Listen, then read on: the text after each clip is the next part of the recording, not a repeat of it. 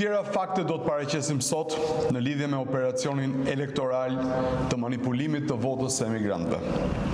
I gjithë stafi drejtues i Bashkisë Berat, si dhe i administratës lartë vendore, është përfshirë, sipas të dhënave që na vijnë nga në punës së ndershëm të bashkisë në këtë aferë. Personat e mposhtëm: Gjilda Kadillari, drejtoresha e shërbimit parësor; Amarildo Tafa, drejtor i KMT-s; Andrea Lako, drejtor i turizmit në bashki; Arian Ceca, drejtor shkolle, i afërm me kryetarin e komanduar të bashkisë Ervin Ceca; Anisa Veliu, antar e Këshillit Bashkiak të Partisë Socialiste, që me bashkëshortin e saj kanë ngritur infrastrukturën call center në një sallë të hotelit ngjitur me bashkinë.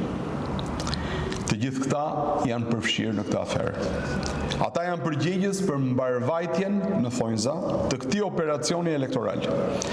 Në këtë call center, votuesit e diasporës kontaktohen me video call në një akt flagrant të shkeljes ligjit zgjedhor, të presionit mbi votuesit dhe manipulimit votës. Prandaj SPAK duhet të ndërhyjë urgjentisht. SPAK duhet të kryejë detyrat që i cakton ligji për të siguruar pacënueshmërinë e procesit zgjedhor.